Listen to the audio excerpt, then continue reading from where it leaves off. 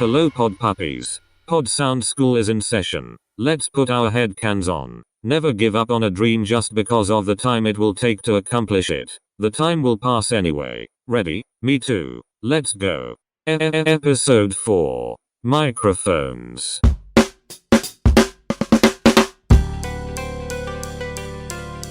Well, hey there, Podsters. You made it back. I'm Studio Steve, and I'm glad to be here with you.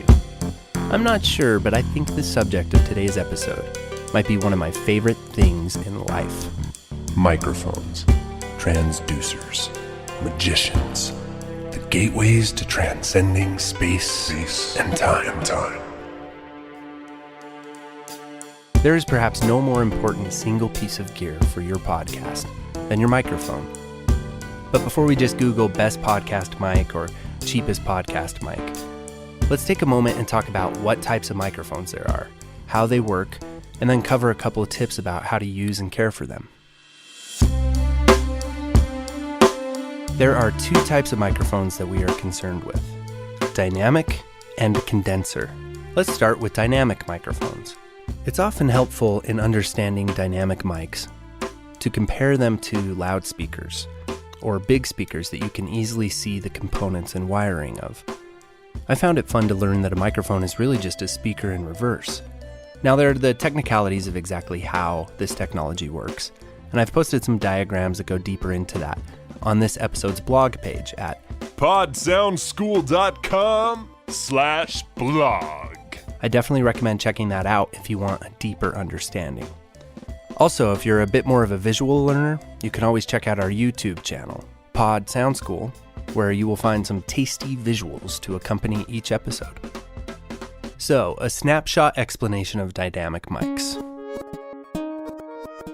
Dynamic microphones work when sound waves hit a thin metallic diaphragm that is attached to a coil of wire. This diaphragm vibrates the coil, kind of like a spring, in response to the moving sound waves.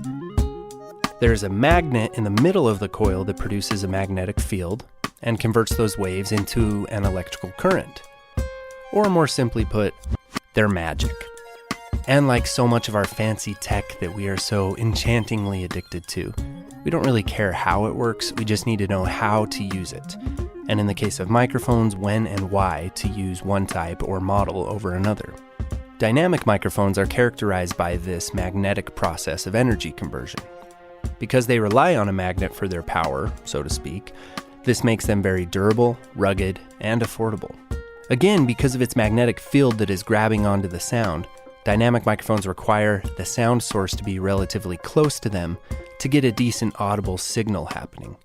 This is a wonderful quality when you're concerned with live sound, which is why you will most commonly see dynamic microphones used on stage, or with very loud audio sources, like guitar amps or drum sets.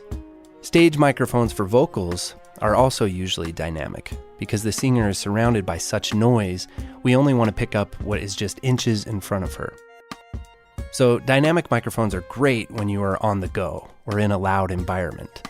They are sometimes preferred over condenser mics when being used in a multi-microphone situation for the close proximity aspect, as they won't pick up as much of the dude next to you as a condenser mic would, which in turn can also make for easier mixing and editing. Also, they do not require power. You can plug a dynamic microphone directly into a mixer or an interface, and you won't have to provide power for it to pick up sound. The magnet's doing that for us. One thing that dynamic microphones lack is sensitivity. They are rugged and durable, so they don't pick up quite as pure a sound as condensers, and they will usually have specific frequency responses tailored to specific audio needs. There are many wonderful dynamic microphones created specifically for broadcast and radio. So let's simplify this even further. Dynamic microphones. Affordable, durable, don't require power, good in noisy environments, lacking in depth and color when compared to condensers. Okay, so what about condenser microphones? Condenser microphones are your studio microphones. This is because they have a much greater frequency response and are much faster at reproducing the sound. They also have a louder output, but they are much more sensitive to louder sounds. The British call condenser mics capacitor microphones, and there is a reason for that. Capacitance is the science that makes them work. There is this thin membrane or diaphragm that is electrically conductive, usually a mylar and sometimes a metallic foil. When the sound waves hit this diaphragm, it moves back and forth between two capacitor plates. These capacitor changes result in the electronic conversion. Or, in other words, they're magic. When you look through the metal casing of a condenser microphone, you can usually see this diaphragm suspended in the middle. I like to think of that diaphragm as the portal into eternity. This technology requires what's called impedance conversion, which basically just means power. Some condenser microphones require their own separate power source. These are usually the microphones with tubes inside of them that are Deliciously warm with vintage juice. But most condenser mics use what's called phantom power. Phantom power is also called 48V or 48 volts. Most mixers, interfaces, field audio recorders all have a button that will turn on this 48 volts power and send it through the cable into the microphone. So now you know that if you are using a condenser microphone, you need to press that 48 volts button or you won't hear anything. This technology is used mostly in studios not only because it is much more sensitive and expensive, but the results are cleaner, truer to reality, Butterier and deliciouser.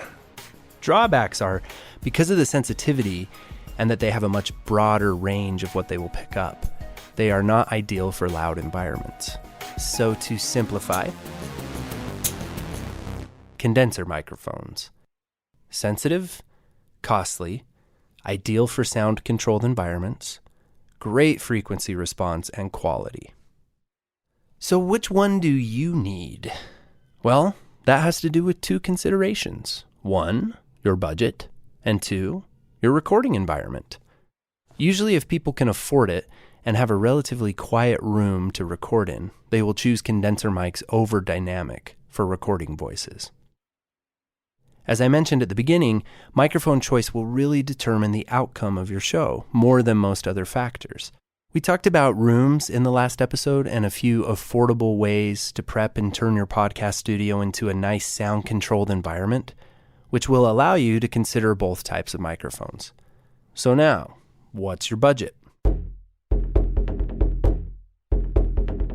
Most people would probably recommend you start with something inexpensive at first, until that you are sure you will continue podcasting, and then upgrade to something better. I tend to agree with this, and there are many great mics to start with that won't break the bank and will be useful down the road for travel, interviews, etc. when you've upgraded to something more fancy.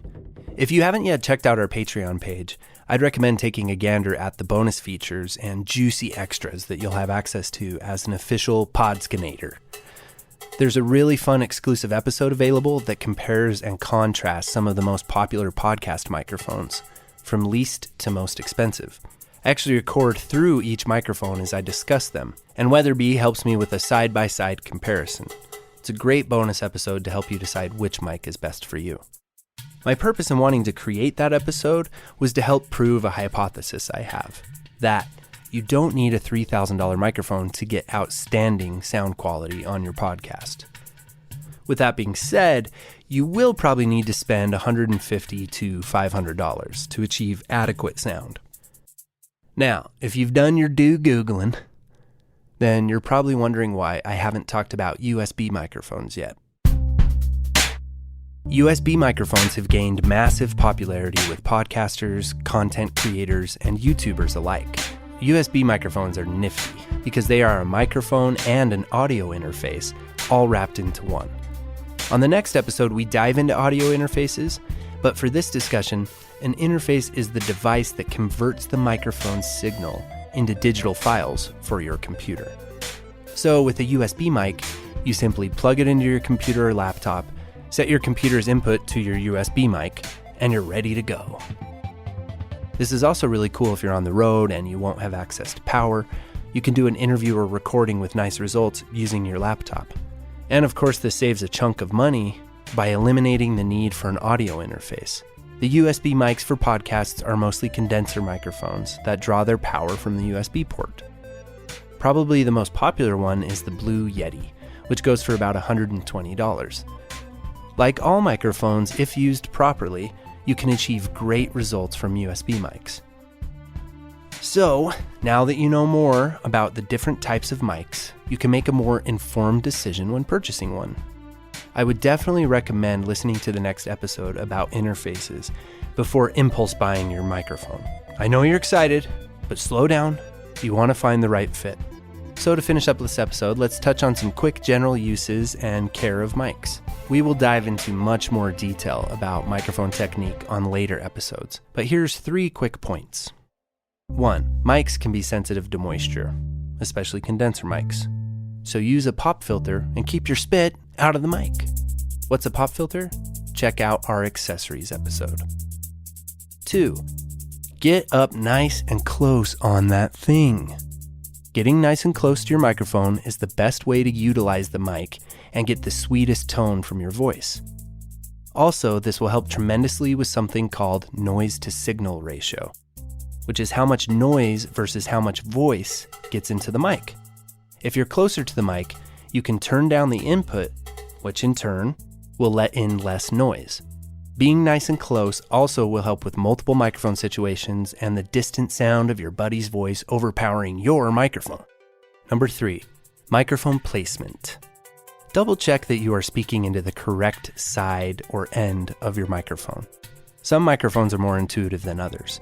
So many people speak into the Blue Yeti incorrectly that Blue has actually put out some infographics about how to talk into their microphone properly. Many people will talk into the top part of the microphone, as that is the rounded edge and looks like the rounded edge of a handheld mic, where you should be talking into the front side of the microphone where there's the diaphragm we mentioned. If you see that diaphragm or that circle, you want to point your voice and those sweet frequencies from your throat and your larynx and send them into the portal. Also, one way to eliminate more noise is to position yourself and the microphone in a way that is not pointing toward noisy objects or other people. So the back of the microphone is facing the dude next to you, or the back of the microphone is facing your buzzy computer. And with that, you're ready to go. If you have any questions, please don't hesitate to hit up the Cool School social links. We got a Twitter, an Instagram, and a Facebook at Pod Sound School. And you can email me directly at studiosteve@podsoundschool.com. Also, come join and grow right along with us at our Patreon. I do a weekly live video answering questions, addressing issues and interesting topics about your growing podcast empire. There's a library of royalty-free music that you gain access to, you can download and use on your podcast. There's bonus episodes and just wonderful features. Definitely come check it out. Thanks so much for stopping by today, and thank yourself for taking a little time to add some intellectual assets to your enterprise. I know you're going to kick butt at this podcasting, and I absolutely know that your unique voice has a home amidst the world and is waiting to be heard. Don't slow down.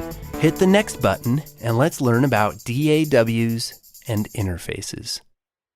Happy casting. Wooey and yippee-ki-yay mother podders. Another great episode down the hatch. You're turning into such good little audio wizards. Catch you on the flip side, doggies. Contact us at podsoundschool.com. You can also find us on the social medias at podsoundschool, and make sure and become a premium member of the school to get bonus episodes, access to Studio Steve's sweet weekly streaming, royalty-free music, and more. One from valuable learning experiences. Interest in work for which learners see a purpose provides its own discipline.